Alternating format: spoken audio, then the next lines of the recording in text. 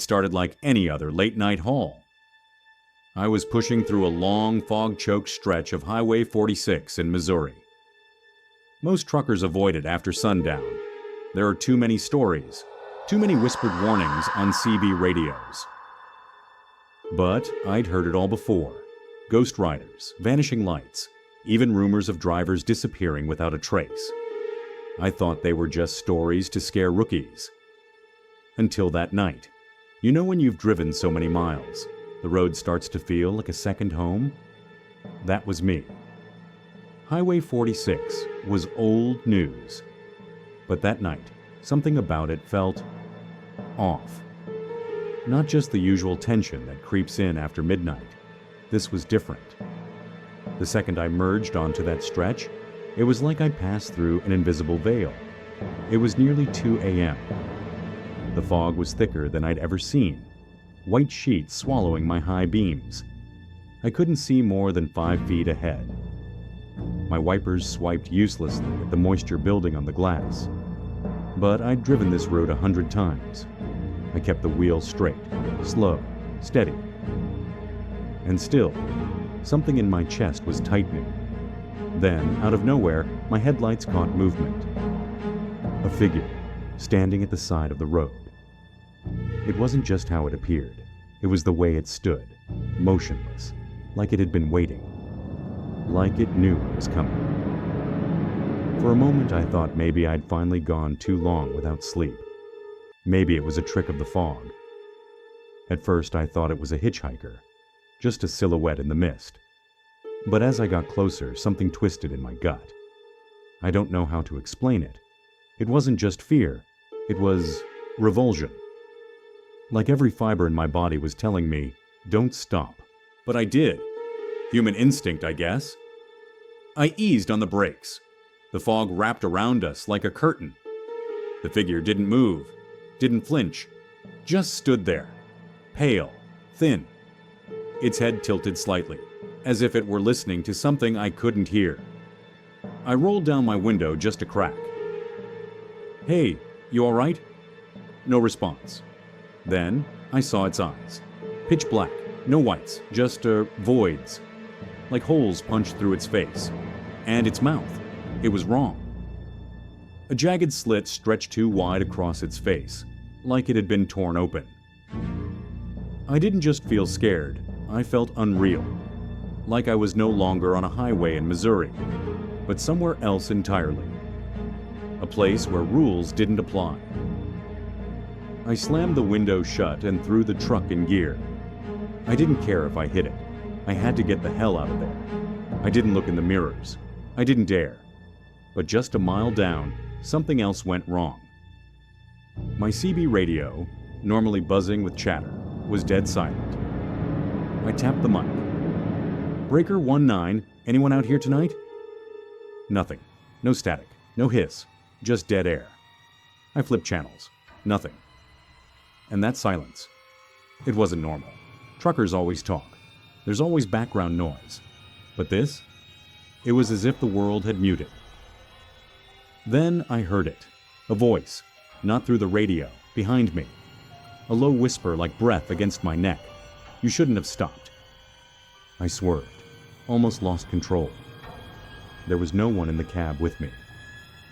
I checked the sleeper, empty, doors locked. But I could still feel it, that presence, watching. Not like someone was there, but like something had followed me in. When I finally reached a truck stop 2 exits down, I thought I'd made it. The lights were dim. Place looked closed, but I parked under the floodlight and killed the engine. Took a few deep breaths. That's when I saw them. 3 figures, standing just beyond the light, identical to the one on the road. Same sunken faces, same gaping mouths, same dead eyes. They didn't move. They just watched, frozen, like mannequins, except I knew they were alive, or at least something like it. Then one of them stepped forward. I hit the ignition. Nothing. The engine was dead. They got closer. I locked the doors, hit the horn. Nothing but silence. They began circling the cab. Then came the knock. 3 sharp, deliberate knocks on the driver's side door. I didn't move, didn't breathe. Another knock on the passenger side, louder. Then the windshield. Tap, tap, tap. The third one was standing on the hood, staring in. Its mouth twitched like it was trying to smile or scream. I couldn't tell which. Suddenly, the engine roared to life like it had never died. I didn't wait. I floored it, tires squealing, headlights bouncing. I didn't look back until I was miles away, nearing the city lights. Only then did I check the mirrors. They were gone, but the fear wasn't. At the next truck stop, I finally got a signal on the CB. Anyone hear me? Highway 46. I saw something. There was a pause. Then a voice crackled in. You saw them too. Turns out I wasn't the only one. Other drivers, other nights, all on the same fog-drenched stretch. Same figures, same silence, same knocking. Some had wrecked. Some just disappeared. No bodies, no signs. Just abandoned rigs left on the shoulder, hazards blinking in the dark. One old-timer shared something that chilled me to the bone. Said the creatures don't just appear, they follow. And once you've seen them, you never really stop seeing them. I didn't believe him. Until last night. I was home, far from the highway, far from the fog. But at 3:13 a.m., I heard it again. Tap, tap, tap. At my bedroom window, second floor. I live alone. I didn't get up, didn't open the curtain.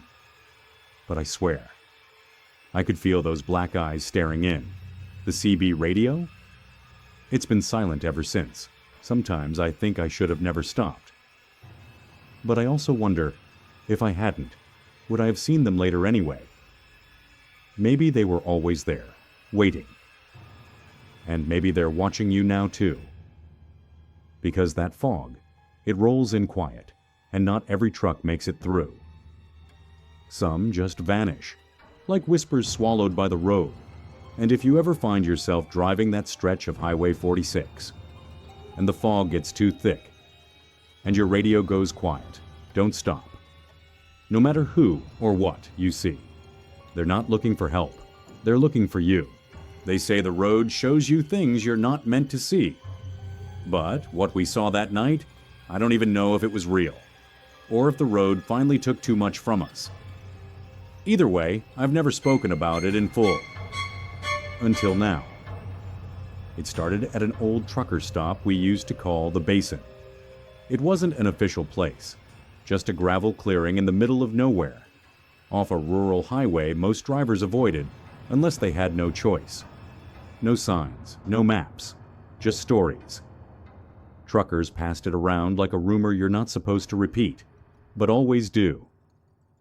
That night the fog was unusually thick, settling in waves like it was alive. It curled around our wheels, our boots, even clung to our jackets like a cold second skin. A few of us had parked in a loose circle. Our rigs faced out like we were expecting something to come at us. Someone started a small fire in a barrel, just enough to keep the cold and silence at bay. We weren't there for sleep. We were there for safety. And that's when Pete showed up. Pete wasn't from our usual circuit. Older guy, long hair under a frayed cap, with eyes that darted like a cornered animal. He rolled in slower than the rest of us ever dared to, engine barely whispering. His headlights cut through the fog like fingers. And the first thing I noticed? His trailer was sealed tight, locked and chained, way more than standard. He parked, stepped out, and sat on his bumper like he was carrying a weight none of us could see. Didn't greet anyone, didn't even stretch. He just stared. After a few minutes, someone passed him a drink. He took it without saying a word. His hands were trembling so bad the bottle clinked against his teeth. We asked him what was up. He finally muttered, "I think something's in my trailer." It was one of those moments where the air seems to suck itself dry. Nobody spoke for a beat. Then laughter. Nervous, scattered. We thought it was a joke. Someone said it was probably a raccoon hitching a ride. Another guy joked about a wife in the back, pissed off and hungry. But Pete didn't laugh. He just kept looking at the trailer like it might explode. He said he'd been running a deadhead, an empty haul back from Kansas. No load.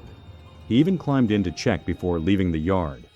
But somewhere on the highway, he started hearing things, scraping, heavy breathing. A dragging sound like claws across metal. He said the sound would stop whenever he pulled over. Start again when he got back on the road. Then, he started smelling something. Rot, wet fur, old blood. We told him to open the damn doors and put his paranoia to bed. He hesitated. For a long time, then nodded. He walked over to the back of the trailer, slowly, like every step was a dare. The chain clanked as he undid it. Lock popped with a tired groan. He grabbed the handle and pulled. The doors swung wide open, and for a moment, it looked empty, just shadows and mist. But then it came.